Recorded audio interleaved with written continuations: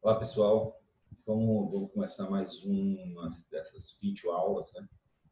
E hoje a gente vai falar sobre genes regulatórios do desenvolvimento, que vão ser os genes aí que são importantes, que a gente conhece, né? Evidentemente, que são importantes para processo de desenvolvimento e como eles são conservados durante o processo evolutivo, né? A gente vai ver que vários deles se conservam, e não só eles se conservam, mas também as rotas que eles atuam, a cadeia de sinalização também se conserva e ela vai se complexificando, vamos dizer assim, à medida que novos elementos têm como se fosse um eixo central ali, novos elementos podem ir se associando a esse eixo central e gerando coisas novas a partir de um plano básico. Tá? Então, algumas coisas a gente já sabe da teoria evolutiva e que, com certeza, vocês também já vão saber. Né? Então, a gente sabe hoje que mutações aleatórias geram essa diversidade alélica. Né? Então, se a gente olhar a população humana, a gente vai ter uma diversidade. Inclusive, esse tipo de diversidade, por mutações aleatórias, é o que permite a gente traçar rotas de como foi a migração humana pelo planeta. Né? Então, essa diversidade alélica vai levar, essas mutações vão gerar alelos diferentes, né?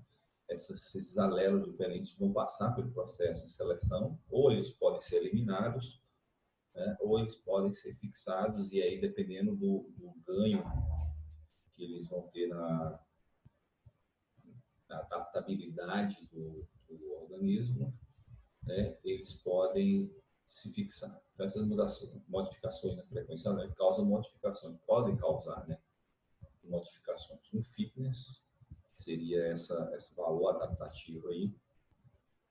E a gente tem duas perguntas aqui que são bastante interessantes, que a gente vai tentar. A primeira eu já vou responder mais de cara, e as outras a gente vai ver alguns indícios do que a gente conhece durante essa aula. Tá? Uma é a sobrevivência do melhor fitness. Explica o surgimento do fitness, ou seja, eu tenho um fitness ótimo para um determinado ambiente, um organismo tem um fitness extremamente bem adaptado àquele ambiente. A pergunta é se a sobrevivência dele por si só explica por que surgiu aquilo. Então, essa é uma pergunta que aparentemente ela é boba, a resposta dela é não. Né? Ou seja, você não pode explicar o melhor fitness, o surgimento do fitness pelo melhor fitness. Na verdade, é um processo aleatório, né? Como a gente viu, por exemplo, as mutações que vão gerando diversidade, a variação alérgica, isso tudo são processos aleatórios e são filtrados pelo processo de seleção. Então, o surgimento do fitness, ele não é para um propósito, né? Eu vou ter essa pergunta aqui porque muita gente acha que ainda tem essa ideia, né, de que uma coisa surge para isso. Né? Na verdade, não. Uma coisa surge por modificações e ela pode ser, durante o processo evolutivo, selecionada para uma determinada função. Hoje a gente sabe que os genes e até o próprio fitness ele pode vir de contribuições múltiplas e que essas contribuições de variação de alelos, elas vêm basicamente de forma aleatória. Não existe uma mutação que vai melhorar tal processo, né, em intenção. Essa mutação não surge para aquilo, ela surge simplesmente aleatória. E a segunda pergunta, que eu acho que aqui vai guiar mais ou menos o que a gente vai ver, é como podemos fazer uma ligação entre a evolução das formas corporais e as modificações dos genes. Tá? Então, como é que a gente pode tentar associar uma modificação no corpo a partir, olhando e conhecendo as mutações nos genes chaves que controlam o desenvolvimento? A gente já viu alguma coisa nesse sentido aí com a perda de membros nas serpentes, né, nas cobras, né, que a gente consegue ter um indício de uma modificação, né, genética e associar ela com uma modificação corporal também. A gente tem vários outros exemplos também. Okay? Então, em geral, quando a gente olha o desenvolvimento e os genes que estão envolvidos no desenvolvimento, a gente consegue ver que existe uma parcimônia molecular ou um kit de ferramentas que praticamente todos os animais, claro que a gente está falando de basicamente animal, tá? Todos os animais usam, independente das suas linhagens, né, dos seus grupos, né, que são esses kits de ferramenta, pequenos kits de ferramenta, tá? Que a partir dali eles têm isso proporciona para eles um desenvolvimento de um plano corporal ali, pelo menos de um arcabouço corporal, e as modificações entre um e outro, elas são de pequenos detalhes, ou pequenas redes que vão se associando a esses pequenos kits de ferramentas, tá? Então, o que é isso? Basicamente, é que apesar do desenvolvimento diferir muito entre as linhagens, né, como a gente vê, quando a gente olhar uma ave, ela é bem diferente de um mamífero, ela é bem diferente de um réptil, não tão diferente de um réptil, mas a gente consegue morfologicamente identificar ela assim, ou pelo menos o arquétipo dela. Eles usam os mesmos tipos de moléculas. Então, os fatores de transição são basicamente os mesmos que isso falando de coordenação do desenvolvimento. Tá? Os fatores de transição são, pelo menos os principais, são os mesmos. A gente tem os fatores hormonais também, são muito parecidos. Moléculas de adesão, cascatas de tradução de sinal também são muito parecidas. Tá?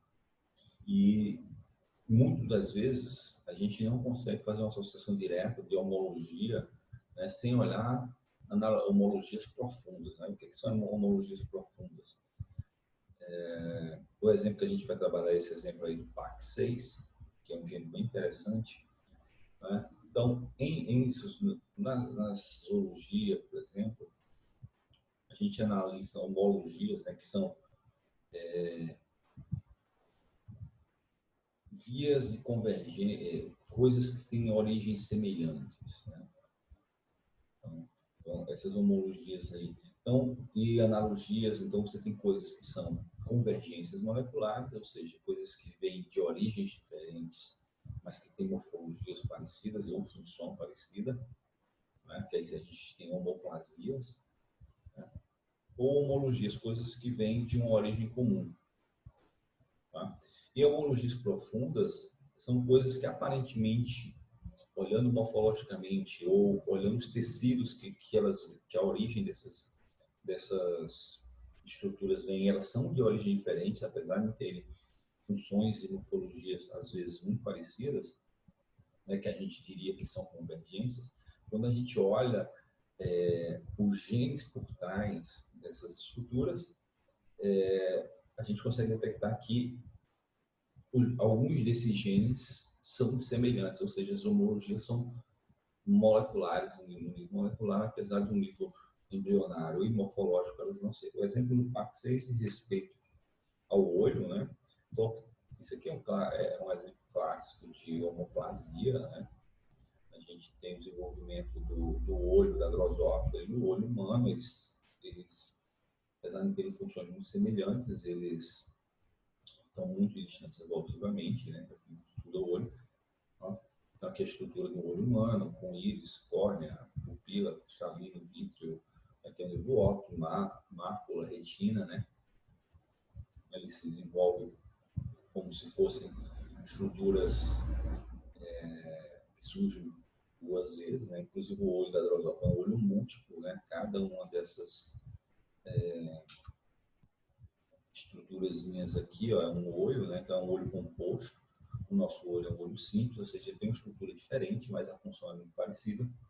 Na verdade, é parecida, é igual, né? Porque é captação de luz, interpretação dessa luz como um sinal de observar o mundo exterior. Tá? E o gene PAC6 é um gene que está presente em drosófila, está presente em humano, está presente em camundongo, está presente em todos os indivíduos aí dos animais, praticamente está presente em todos os animais. E uma das funções do gene PAC6 é participar do desenvolvimento do olho. Tá? E Interessante que ele participa do desenvolvimento do olho também em humano, em camundongo e em drosófila, apesar desses grupos terem estruturas. O camundongo e o humano é mais parecido, bem mais parecido o olho, mas o drosófila é um olho composto, bem diferente, mas a gente consegue ver que os genes que estão envolvidos no processo de formação do olho, tanto em drosófila como em humano, camundongo, eles são exatamente os mesmos.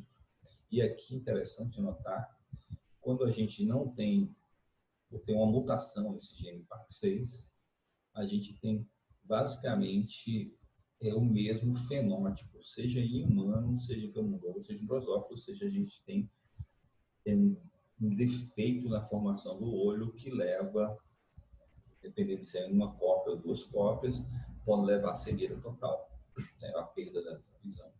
Então, isso é um caso de homologia profunda e que mostra que essas ferramentas, esses pequenos kits de ferramentas são iguais, ou seja, para formar um olho, olho, vamos dizer, funcional funcional, basicamente, né? Ele precisa estar com genes PAX6, seja ele em drosófila, seja ele humano, independente de se é um olho composto ou um olho simples. Tá? Mostrando que, durante o processo evolutivo, essas moléculas vão se conservando, vão ganhando, podem ganhar novas funções, mas vão conservando algumas funções que elas já tinham. Tá? Aqui, ó, mostrando o olho da drosófila, ele realmente ele cresce basicamente muito aquém do esperado quando tem a mutação no gene PAX6. Uma questão muito importante, que a gente já conhece isso para o processo evolutivo como um todo, né?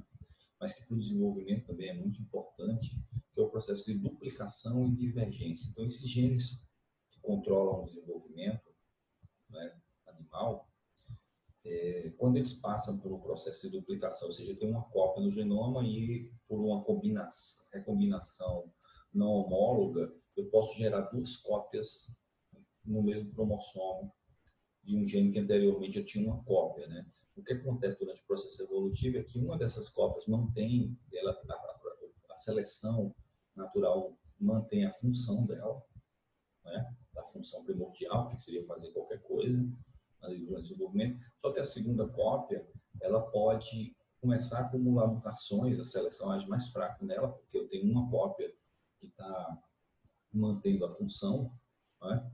Então, essa segunda cópia pode começar a ficar levemente diferente da primeira cópia e isso começar a colocar nesse organismo que ela está, a gente pode começar a ter novas estruturas ou modificações, leves modificações nessas cópias, então, elas são leves, começam a ser com o tempo evolutivo levemente diferentes e aí começa a aparecer funções diferentes também, o que levam a surgimento de novas estruturas ou um refinamento na produção ou no desenvolvimento de estruturas. Tá? Então, basicamente, esse é o modelo que a gente tem para surgir alelos variantes, ou seja, você duplica o gene, um gene começa a mudar e se diferenciar do outro, então eu começo a ter alelos, ou seja, dois genes que têm funções semelhantes, mas levemente diferentes. Tá? Um exemplo clássico disso aqui, durante o desenvolvimento, são os genes ROX, né, que a gente já falou bastante deles, eles especificam o eixo anterior, são muito conservados, estão entre os genes mais conservados, desde drosófilo até humano. Tá? E eles têm duas coisas bastante interessantes, uma modificação no padrão de expressão, tá?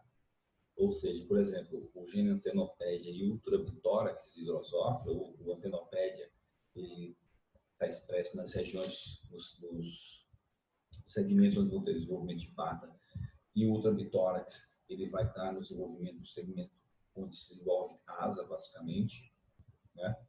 Eles têm a mesma origem, ele é um exemplo clássico disso, ele vem de um único gene que duplicou, e aí, a partir da duplicação desse gene, um gene continua, se desenvolve para o que a gente conhece hoje como antenopédia, para fazer a função, e o outro gene ele muda o local dele de expressão, e ele começa a se desenvolver, e hoje é o que a gente conhece como ultrabitórax. Tá?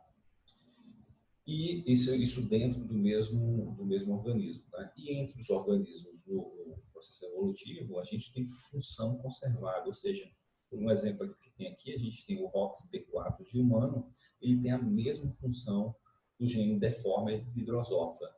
Tá? Se eu pegar o gene humano, deletar o gene deformer de Drosophila e colocar o gene ROXB4, a Drosophila se desenvolve normalmente, mesmo com o gene humano, pois eles têm a mesma função. Isso mostra que os genes ROX realmente são bastante conservados durante o processo evolutivo. Tá? Essa figura aqui mostra um exemplo disso aqui. A gente pode ver aqui, ó, aqui são milhões de anos, né, da separação dos grupos, né?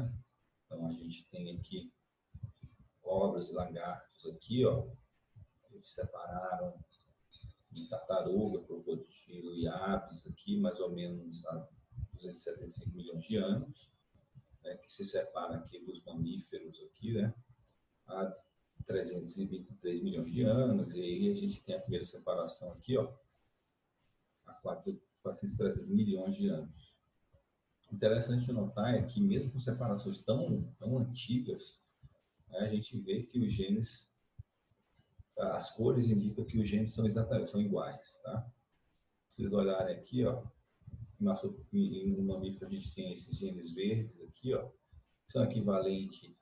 Os crocodilos também têm eles, as aves também têm eles, tartaruga, cobra, eles são iguais, tá? Mostrando realmente, então, a peixes pulmonares aqui, cílias, salamandras, sapos, com todo mundo, todos os animais, todos os vertebrados.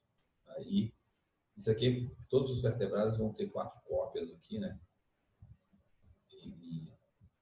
E os invertebrados têm uma cópia só, porém essa uma cópia é equivalente a essas cópias que tem aqui. Então mostra que o que foi aumentando foi o número de cópias durante o processo evolutivo e não uma grande novidade, uma coisa que apareceu que não tinha em ninguém. Isso é bastante interessante porque apesar de toda a diversidade de formas que a gente tem no reino animal, né, as ferramentas para construir essas formas são muito parecidas entre si.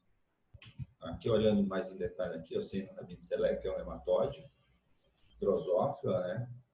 Esse Branchiostoma aqui, se eu não me engano, agora eu não vou lembrar o nome, mas enfim, é um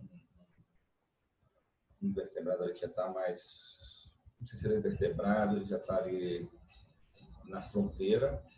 E aqui tem o camundongo e o Homo sapiens, e aí a gente tem essas equivalências. Então, o LIN19 de Caenorhabditis é o mesmo desse aqui, ó, do deforme, do SCR aqui, que é o mesmo desse aqui que está em humano e camundongo. Tá? E assim por diante. Então, vocês veem que os genes têm equivalência, eles são exatamente os mesmos, têm a mesma história evolutiva. Interessante aqui também é que as cores aqui nos organismos, ó, indicam as regiões do corpo onde eles são expressos, e isso é conservado. Então, você vê o gene azulzinho aqui, ó, que está em nematóide, ele é expresso mais na região posterior. Quando a gente vai ver o equivalente dele, Drosophila, que é o abdominal B, ele também está na região mais posterior. E quando a gente vai ver aqui em humano aqui, que é o ROX11, né, ele também está expresso nas regiões mais posteriores do corpo. Então a gente tem funcionalidade conservada e a expressão dele, os locais de expressão no corpo também conservados.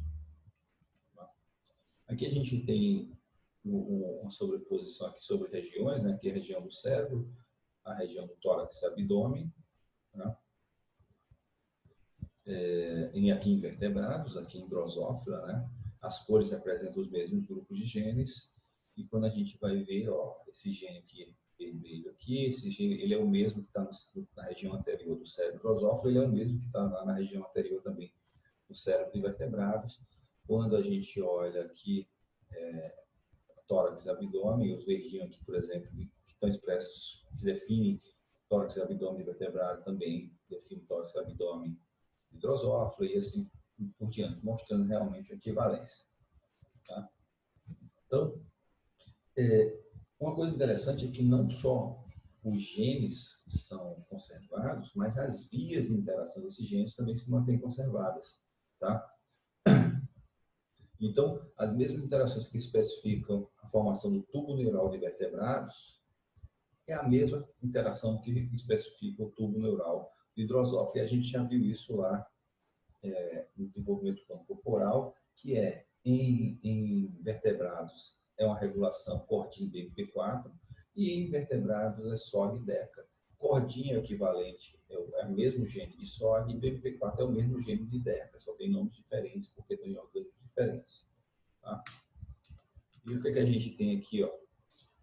Os eventos, nessa linha de cima aqui, o que ocorre aqui é a região ventral de vertebrados e o evento que ocorre na região dorsal de invertebrados é exatamente o mesmo, ou seja, xoloide aqui, ó, a função dela é liberar cordinha, degradar cordinha, a função de cordinha é bloquear a BMP4, tá?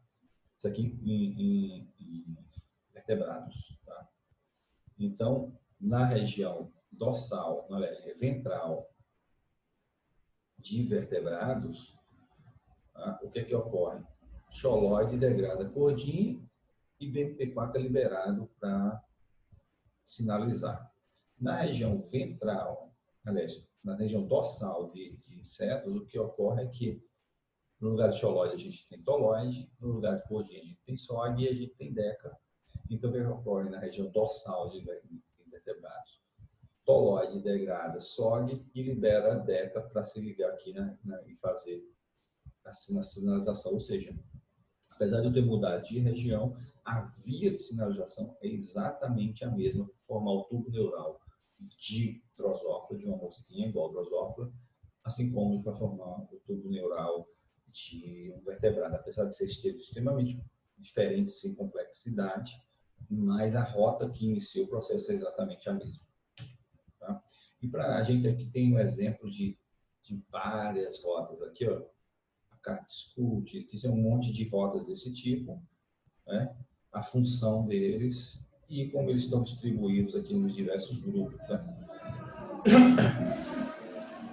Então, a gente tem aqui, ó, nectrina, proteína split e outros receptores que são muito importantes no desenvolvimento dos axônios. É a mesma sinalização em crossover vertebrado, o PAC6, ILAS, IABSENT, que são envolvidos, esses genes todos e essas rotas de sinalização entre eles estão envolvidos no sistema nervoso central anterior e na regulação da formação do olho, e isso ocorre tanto em drosófila como em vertebrados também. Ou seja, a gente tem, não é só um exemplo, a gente tem vários exemplos para várias estruturas que exatamente a mesma sinalização básica central, vamos dizer, a que forma o núcleo daquele desenvolvimento é exatamente a mesma. Tá? Uma outra coisa interessante no desenvolvimento é que os genes do desenvolvimento eles funcionam de uma certa forma por modularidade. Tá? Isso vem a responder essa primeira pergunta aí, que é como o processo de desenvolvimento pode mudar sem destruir o organismo como um todo. Tá? Então, a segunda pergunta é, podia parte ser modificada sem danificar o organismo? Tá? E a pergunta que a gente tem uma discussão na literatura é qual o real alvo da seleção natural, o fenótipo adulto ou o genótipo? Ou seria esse processo, o processo todo, do genótipo até o fenótipo adulto? Tá? Então, o que acontece é que a gente tem os genes de eucariotos, principalmente, quando a gente fala de animal, a gente evidentemente está falando de eucarioto, a gente também está falando de animal. Os animais, principalmente, eles têm um gene que ele é regulado por vários pedacinhos, né, que são chamados acentuadores. Tá? Então, cada tecido, para o mesmo gene, eu posso ter no fígado, o mesmo gene tem o acentuador X que regula a expressão dele, lá no pâncreas eu tenho o Y, lá no testículo eu tenho o Z. O que acontece é que se eu sofrer uma mutação no X, eu só vou alterar a expressão do gene naquele tecido onde essa região controla a expressão daquele gene. Isso é uma organização em módulos. Tá? Ou seja, eu posso ter um controle da expressão do gene num tecido seja diferente do outro. Então, se eu afeto a região regulatória num tecido, eu só afeto a função daquele gene naquela região ali que eu afetei a região de controle. Tá? Então, isso aqui vem com essa reafirmar essa segunda aqui. Genes podem ser ativados independentemente em cada um dos tecidos que devem ser expressos. Então, por exemplo, o PAC6, que a gente já falou, ele tem um controle no pâncreas, na retina, no tubo neural e na córnea. Se o controle da córnea falhar, né, o do pâncreas continua funcionando, o da retina continua funcionando e o do tubo neural continua funcionando. Então, isso quer dizer o seguinte, o que em termos evolutivos? Se eu tiver uma mutação num determinado regulador para um determinado tecido, pode ser que ali surja uma novidade evolutiva e só surja aquela novidade evolutiva ali naquele tecido que foi modificado. Tá? Os outros continuam tendo a mesma função. Então, eu posso modificar pequenas partes sem necessitar modificar o todo. Eu vou dar um exemplo para vocês agora, rapidinho, que é desse peixinho aqui, né, com o gene PIX1, um gene bem interessante, que está envolvido na formação desses espinhos aqui, ó, tanto aqui das costas, como na região caudal, como aqui na pelvis. Tá? E ele tem, ó, 3 zonas, aqui é a região que codifica o gene, né, que vai dar proteína mesmo. Ele é idêntico, e aí tem um regulador para o timo, um regulador para a região pélvica e um regulador para os órgãos sensoriais laterais. E aí, o que eles têm? A gente tem 2 espécies aqui. Essa espécie aqui, que é de águas profundas. Tá? Vocês veem que tem um longo espinho aqui na pelvis. E você tem uma outra espécie aqui que separaram relativamente há pouco tempo, que você vê que ele tem menos espinhos, e essa espinha da pelvis aqui, ele não existe. Tá? Então, o que os pesquisadores fizeram foi olhar esse gene PIX1 dessa espécie e dessa aqui, e eles constataram que essa região que está em preto, que essa caixinha em preto, que a informação para codificar a proteína é exatamente igual entre os dois. E aí eles foram olhar as regiões regulatórias. Quando chegaram na região regulatória, eles viram que o controlador da expressão desse gene da região pélvica, nesse peixinho aqui, que tem a perda da região pélvica, ele foi perdido, que é em torno de 300 bases. Tá? Ou seja, na região da pelvis não tem como expressar esse gene PIX1, porque quem controla a expressão dele está mutado. O que os pesquisadores fizeram? Pegaram essa região e recolocaram lá, né, nos embriões, tá? Evidentemente, nos embriões, o adulto já fez o desenvolvimento nos embriões. E o que acontece é que os embriões começam a desenvolver, depois que você reconstitui essa sequência aqui, eles começam a se desenvolver com um espinho aqui grande na região da pelve, igual a esse grupo aqui, que não tem alterações na região controladora. Tá? Então, é um exemplo muito claro de que mudou o módulo e aí a estrutura que foi modificada foi só naquela região onde esse módulo seria expresso. Tá? Então, nesse contexto aí de modificação modular, a gente tem alguns mecanismos que podem levar para mudanças macroevolutivas. O que são mudanças macroevolutivas? São mudanças que levam a grandes mudanças morfológicas. Tá? Outras coisas também, mas vamos tratar a macroevolução nesse sentido aqui. Tá? Que podem levar ao processo de especiação. Tá? Então, o François Jacob, que é um dos caras que descobriu a regulação da expressão gênica, né, ganhou o Nobel por causa disso, ele propôs que a evolução raramente cria novos genes. Ele trabalha com o que tem, combinando partes existentes de maneira diferente. Tá? Então, a evolução ela tem uma caixa de ferramentas, ela vai usando as ferramentas, combinando essas ferramentas e gerando novidades evolutivas. E o Wallace Arthur, em 2004, ele propôs 4 mecanismos, tá? Que é a heterotopia, isso como forma de gerar modificações macroevolutivas. A heterotopia, a heterocronia, a heterometria e a heterotipia. A gente vai ver cada um desses a partir de agora. Então, a heterotopia é duas espécies, vamos pensar em 2 espécies, tá? Que elas são diferentes morfológicas, apresentam uma determinada diferença morfológica. A gente já viu que os genes que controlam estruturas são parecidos, tá? Então, o que mudou? Mudou um gene ou outro dessas espécies? Não. O que mudou é a localização que esses genes são expressos. tá? Eles continuam lá funcionando, as espécies são gêneros iguais, ele só mudou a localização. Então, a heterotopia é uma diferença na localização de expressão gênica, gerando fenótipos novos. Um exemplo clássico que a gente tem é galinha e pato com a proteína BMP e a proteína gremlin. E aí é muito interessante isso, porque é a mesma sinalização para a formação das asas de morcego, tá? BMP e gremlin. Como é que é essa sinalização? Tá? Então aqui a gente tem o desenvolvimento inicial de uma pata de galinha e o desenvolvimento inicial de uma pata de pato. Tá?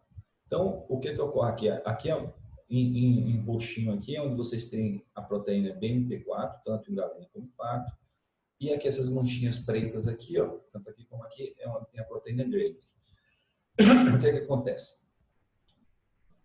Quando a proteína BMP está localizada sem a proteína gremlin, tá? O que acontece? Ela leva aquela região onde ela está expressa à apoptose. Quando no mesmo local eu tenho BMP e gremlin juntos, aquele tecido não entra em apoptose, tá? Então o que acontece? A gente vê aqui, ó, em galinha, aqui nessa membrana interdigital a gente tem o BMP, aqui em pato também, né? E a gremlin, ela muda de posição. Em galinha, ela não está na membrana interdigital, vocês veem que a gente não tem mancha preta aqui, mas no pato está. Então, a BMP, a expressão da BMP é entre as membranas interdigitais e no pato é na membrana interdigital.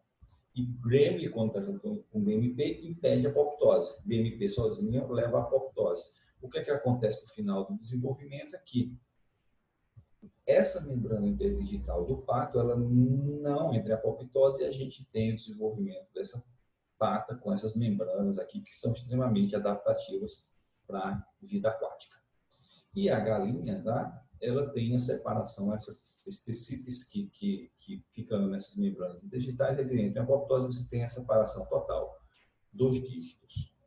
Em morcego é a mesma coisa, tá? Em morcego modificou a expressão de gremlin em relação a BMP, e BMP e gremlin estão expressos nos mesmos locais. Então, o que acontece? A asa do morcego, ela se deve a essa mudança de expressão. Enquanto nos outros mamíferos a gente tem BMP que faz sozinho, que faz separa essas membranas interdigitais, no morcego não. O gremlin, ele muda de local de expressão gênica e fica junto. Ele é expresso junto com BMP, e com isso aquelas membranas interdigitais do morcego não entram em apoptose e formam o que a gente conhece hoje como asa. Então, não mudou o gene, né? não criou-se um gene novo, só mudou o gene, e com isso a gente pode ter mudanças morfológicas importantes. Tá? Um outro mecanismo que a gente pode ter é a heterocronia, tá? Que é uma mudança na sequência temporal de dois processos de desenvolvimento de uma geração para outra. É a mudança no tempo que esse processo ocorre. Então, vamos dizer que em humanos ocorre em X esse processo, em outro animal ocorre em Y tempo. Tá? E a gente vê que as estruturas equivalentes elas são diferentes. Então, essa diferença pode ocorrer, as moléculas são as mesmas do desenvolvimento, mas o tempo do processo mudou. Tá? Então, um exemplo muito claro disso aqui é o desenvolvimento dos membros de baleia e golfinho, e tem os dígitos do lagarto, a gente não vai falar desse dígito agora, a gente vai falar um pouco dos membros de baleia e golfinho, né, que é pelo FGF8, que está lá, que a gente falou um pouco no desenvolvimento de membro, que é uma molécula que sinaliza para que o membro vá crescendo. Tá? Então, o que ocorre aqui, ó? Então, a gente tem aqui em C, vamos começar por C, né? O crescimento, quando é menor, quando há um encurtamento do desenvolvimento do membro, a gente tem esses resíduos de membros aqui, né? Ou seja, não cresce, aqui seria um desenvolvimento normal. E quando esse período se estende demais, a gente tem isso aqui, ó, que é o que ocorre em baleias e golfinhos, tá? Que você tem um alongamento do dígito 3 e do dígito 2, e essa estrutura do alargamento do dígito 3 e do dígito 2 se leva a uma sinalização por maior tempo aqui da crista ectodérmica apical da proteína FGF8 sobre uma determinada região que vai se desenvolver esses dois dígitos. O que ocorre nisso? Ocorre uma modificação na mão. Os ossos são idênticos, os processos, as proteínas envolvidas são idênticos, só que o membro anterior de baleias e golfinhos, ele tem um alongamento porque ele perde esse controle temporal e ele fica mais tempo atuando ali. Então, ocorre o desenvolvimento e isso aqui dá origem ao que a gente conhece hoje como as nadadeiras anteriores de baleias e golfinhos. Então, isso se deve, essa mudança na estrutura que se deve a uma mudança no tempo do desenvolvimento. As moléculas são exatamente as mesmas. Tá? Um terceiro tipo é a heterometria, né, que na verdade tem muito a ver com aquilo que a gente já falou no início da disciplina, que é a intensidade, né? Ou seja, se eu tenho baixa expressão ou uma pequena quantidade, eu vou ter um produto. Se eu tenho alta concentração, eu posso modificar o produto, ou seja, o mesmo gene com concentrações diferentes, né? Ele pode gerar produtos diferentes, né? Então, a heterometria é uma modificação da intensidade da expressão gênica. E um exemplo clássico e muito bonito são os tentilhões de Darwin, que vocês já devem ter ouvido falar, que são aquelas aves que o Darwin saiu coletando lá em Galápagos, né? Então, ele passou por várias ilhas do arquipélago Galápagos, ele coletou várias espécies de aves, depois ele manda para ser identificado por um ornitólogo na Inglaterra, e o ornitólogo da Inglaterra diz, olha, isso aqui são variações sobre o mesmo tipo. Eles têm são tentilhões, todos são tentilhões, o Darwin pensavam que eram aves completamente diferentes, e todos são tentilhões e todos têm modificações muito específicas, e aí isso ajuda muito ao Darwin a ver como é o processo de seleção natural, porque o bico desses tentilhões está muito relacionado com o tipo de alimento que está disponível no ambiente, na cada uma daquelas ilhas. Tá? E aí muita gente foi estudar como é que se gerou essa diversidade de bicos, né, em Galápagos, né, estudo termomolecular.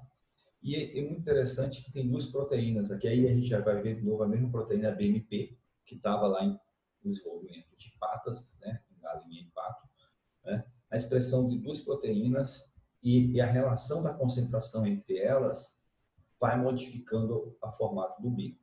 Né. Um é a BMP, falou, e outra é a calmodulina.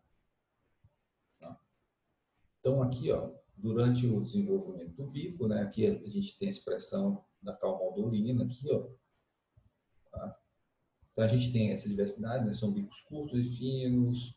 Isso aqui, ó, já é para quebrar coisas mais grossas, tem uns que são mais fininhos, assim, para coisas mais delicadas.